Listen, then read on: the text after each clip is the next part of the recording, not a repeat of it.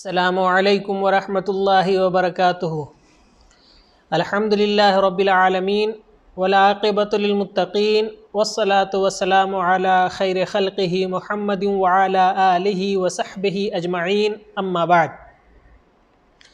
محترم بھائیو، ساری تعریفیں اللہ رب العالمین کے لیے ہے جس نے ہمیں بے شمار انعام و اکرام سے نوازا۔ محترم بھائیو، نماز یہ اسلام کا دوسرا رکن ہے جس کی بہت ہی زیادہ اہمیت و فضیلت ہے اور جس کے شروط کے بارے میں ہم لوگوں نے سنا۔ آج ہم نماز کے ارکان کے بارے میں جانیں گے اور سنیں گے۔ نماز کا ارکان یہ وہ چیز ہے کہ اگر ہم سے چھوٹ جائے تو ہماری نماز قبول ہی نہیں ہوگی، بلکہ ہماری نماز ہوگی ہی نہیں۔ ایسے ہی نماز کے واجبات ہوتے ہیں کہ اگر ہمارا نماز کے واجبات چھوٹ گئے تو ہم سجدہ سہو کے ذریعے سے اسے پورا کر لیں گے، لیکن اگر ارکان چھوٹ گیا ہے تو ہمیں پھر اس رکن کو دہرانا ہے اور اس کے بعد سجدہ سہو کرنا ہے۔ تو نماز کے ارکان کیا کیا ہیں اس کو ہم جانتے ہیں۔ سب سے پہلا ہے کہ کھڑا ہو کر کے، اگر طاقت ہے تو کھڑے ہو کر کے نماز پڑھنا، اور اگر طاقت ہے اور وہ کھڑا ہو کر کے نماز نہیں پڑھتا ہے تو گویا کہ وہ رکن چھوڑ رہا ہے، اور اگر رکن چھوڑ دے تو پھر اس کی نماز ہی نہیں ہوگی۔ تو کھڑے ہو کر کے نماز پڑھنا، القیام مع القدرہ جس کو کہتے ہیں۔ دوسرا تکبیرۃ الاحرام، یعنی سب سے پہلے تکبیر اللہ اکبر جو ہم کہتے ہیں یہ کہنا۔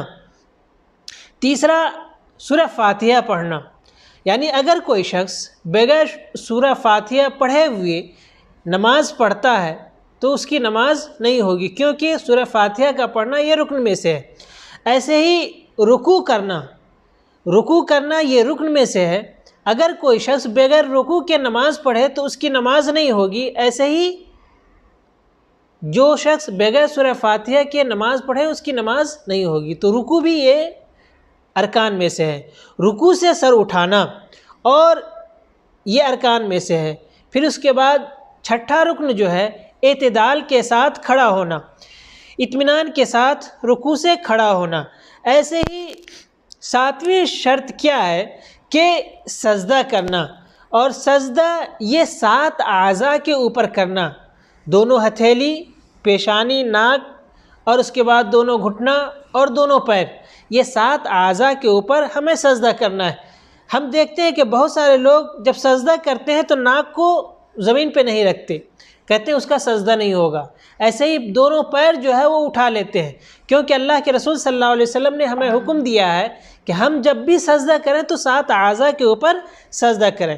جیسا کہ اللہ کے رسول صلی اللہ علیہ وسلم نے فرمایا، امرت ان اسجد علی 7 اعظم علی الجبہہ واشار بیدیہ علی انف والیدین والرکبتین واطراف القدمین۔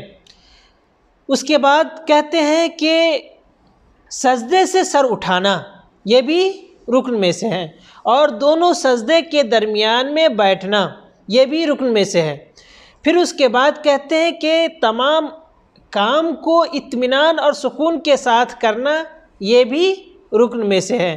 ایسے ہی آخری تشہد یہ رکن میں سے ہے، اور اس آخری تشہد میں بیٹھنا یہ بھی رکن میں سے ہے، اور پھر اس کے بعد اس آخری تشہد میں درود پڑھنا یہ بھی ارکان میں سے ہے۔ اور اللہ کے رسول صلی اللہ علیہ وسلم نے ہمیں درود سکھلایا بھی ہے، جیسا کہ